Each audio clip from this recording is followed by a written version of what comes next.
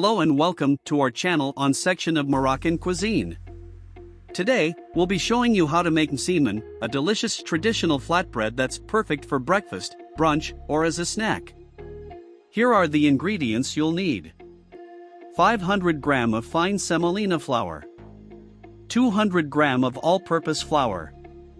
1 teaspoon of salt. 1 tablespoon of sugar. 1 teaspoon of dry yeast. 400 milliliters of warm water. 100 milliliters of vegetable oil.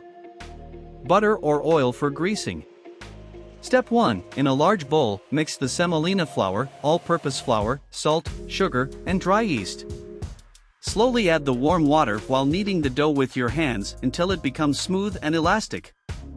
Cover with a clean towel and let it rest for 10 minutes. Step 2. Divide the dough into small balls, about 50 gram each.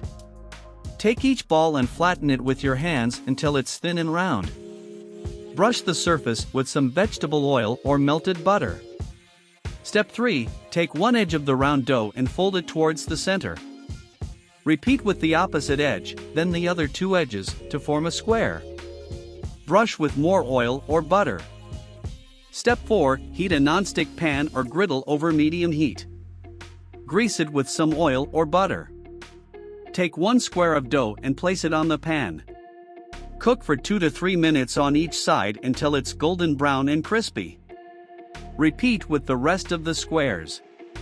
Step 5. Once you've cooked all the msemen, stack them on top of each other and press them gently with your hands to make them flaky. Serve warm with honey, jam, or cheese. And there you have it, your homemade msemen. We hope you enjoyed this recipe and don't forget to subscribe to our channel for more delicious Moroccan dishes.